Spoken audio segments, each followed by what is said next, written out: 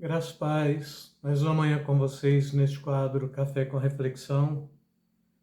E antes de darmos início, eu gostaria de convidar a fazer a sua inscrição, caso ainda não seja inscrito, ativar o sininho, deixar o seu like, visualizar a página, tecer o seu comentário, coisas que você fazendo estará contribuindo fortemente para com o canal, para com este quadro. E a reflexão de hoje é Provérbios capítulo 11, versículo 29, que diz: o que perturba, a sua família herdará o vento, e o tolo será servo do sábio de coração. E com isto, ainda dando continuidade a este quadro Família Cristã, não é? Falei para vocês do risco do socialismo. E todas as vezes que o socialismo marxista ou o comunismo tenta adentrar uma nação, uma sociedade, a primeira proposta é desconstruir a família, tirando a legalidade desta união marido-mulher, tirando a legalidade dos pais sobre os filhos, não é? Ainda falei para vocês um exemplo bem típico, não é? De um governo passado e que foi votado e que criou-se uma pauta e votou sobre isso, votou, né? A lei da palmadinha para punir os pais que, de alguma forma, tentavam disciplinar os seus filhos. E tudo isto, de fato, empobrece a estrutura da família, não é?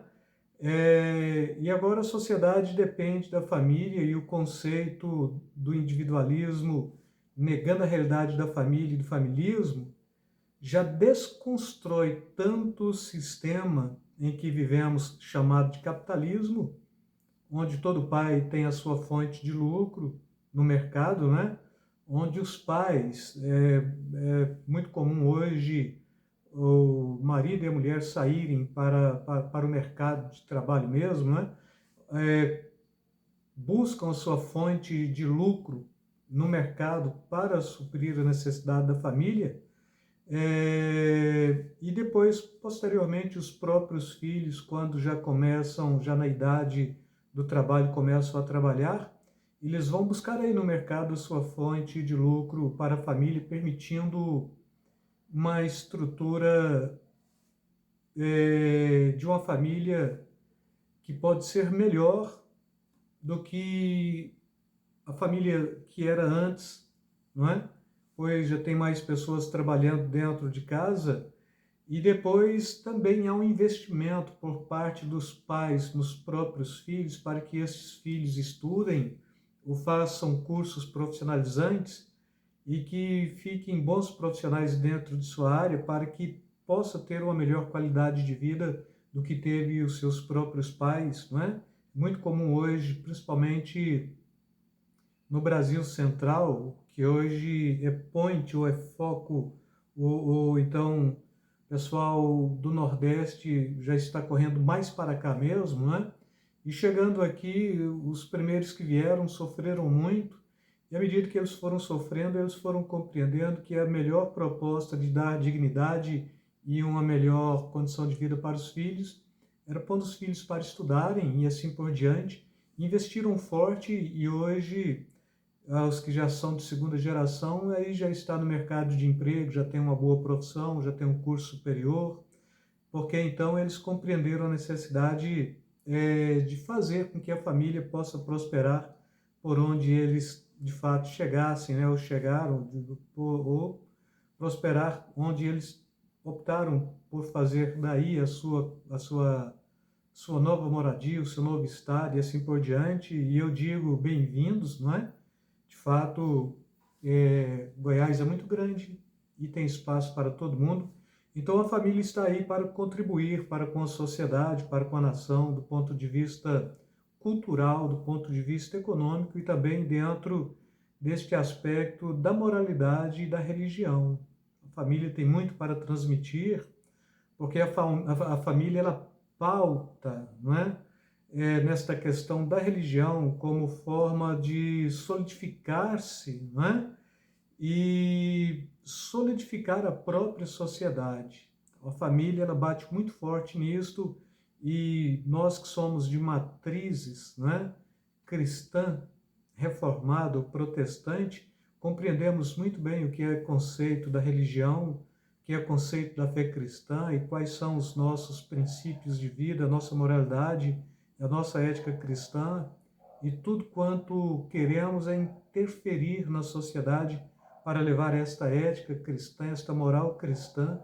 E se todas as famílias, independente de ser ela de matriz protestante, de matriz católica, mas que tem esta estrutura na religião mesmo, pondo a religião como pauta da moralidade da família, com certeza hoje estaríamos dentro de uma postura muito melhor e a sociedade estaria melhor solidificada também.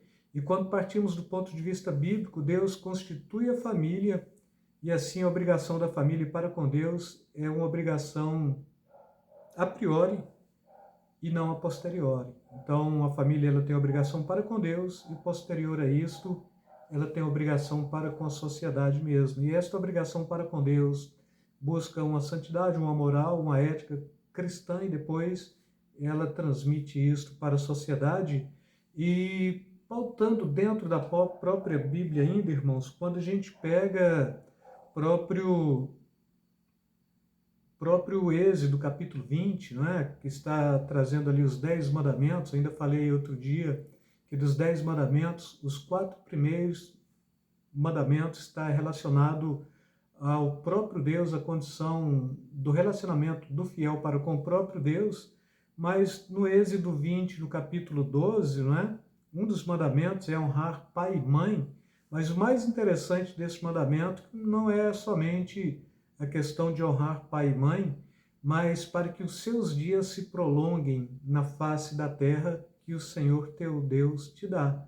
Então, um dos mandamentos é honrar pai e mãe, tendo como promessa prolongamento na face da terra, dias longínquos. É muito comum a gente perceber que aqueles que honram pai e mãe, estes têm vida longa na face da terra. Aqueles que contrariam a verdade ou a postura ou a hierarquia, né, de pai e mãe, a gente percebe por aí a vida hoje de qualquer pessoa que entra no submundo do crime é de 23 anos de idade. Então tem aquele que morre com 40, mas tem aquele que morre quando faz 18, antes mesmo de fazer 18 anos, tira a média disso, dá 23 anos de idade. Agora por quê tem tanta gente morrendo? Porque então não estão obedecendo este mandamento de honrar pai e mãe. E para a fé cristã, honrar pai e mãe é fundamental, não é? Este conceito, honrar pai e mãe, já é o conceito que os filhos devem ter sobre seus pais, e a compreensão que os pais devem ter sobre seus filhos é de respeitá-los, pois antes de serem pais, os pais também foram filhos, e sendo filhos, eles compreenderam no núcleo da sua família, antes de romper para uma outra célula familiar, não é?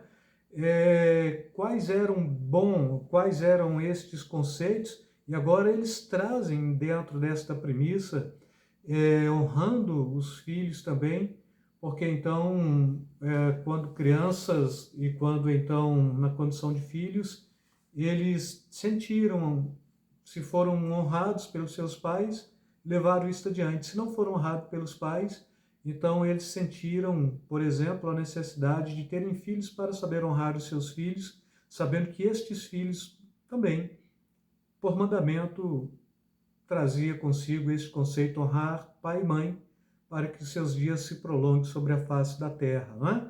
Então, dentro do conceito sociológico, isso se chama familismo, e o familismo ele remonta aos nossos antepassados, né? Aqueles com quem a gente tem vínculo consanguíneo, onde cada vez mais se valoriza uma célula nuclear chamada família, trazendo uma base de proteção para com esta família. E assim, voltando para a Bíblia, não existe modelo diferente de famílias.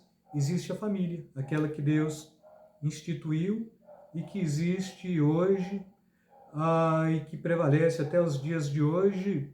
E hoje, dentro desse conceito de família, a gente trabalha com o conceito de família misturada, onde filhos de relacionamentos anteriores estão dentro de uma mesma família, né? Então, um pai que vem de um segundo casamento, a mãe que vem de um segundo casamento, que trouxeram seus filhos e que se relacionam agora, este pai com esta outra mãe, e os filhos que vêm do primeiro casamento e os pais também, trazem ali aqueles filhos e falam e chamam isto hoje de família misturada. Com isto tem que ter uma boa cabeça, tem que ter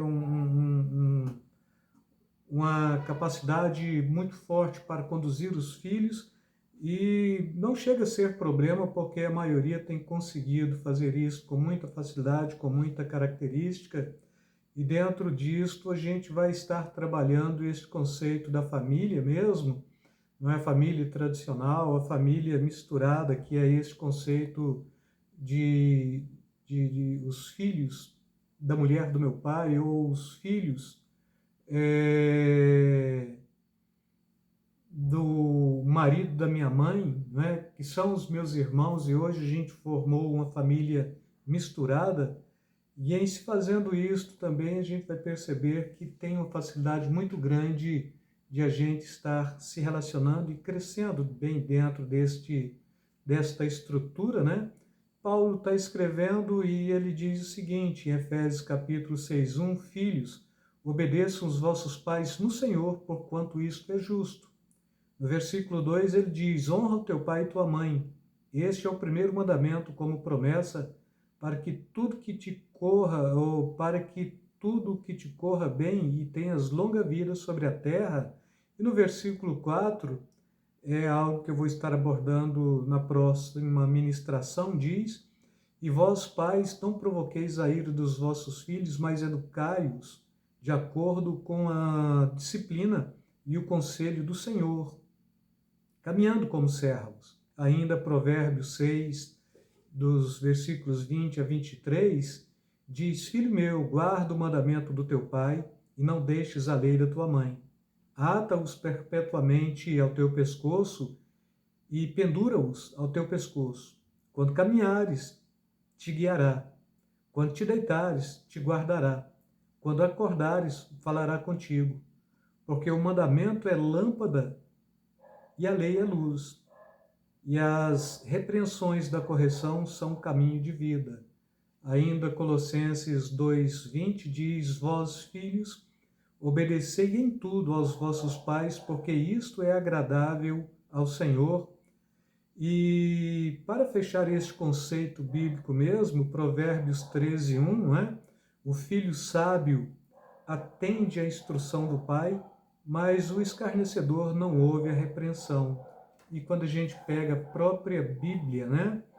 Ela está afirmando que os filhos que honram os pais viverão bem e por longos dias, e os pais são autoridades na vida dos filhos mesmo, e os filhos precisam reconhecer esta verdade, pois assim estabeleceu o próprio Deus, e todo filho que se preza jamais pisará a autoridade do pai e da mãe, e jamais desacatará também as suas palavras.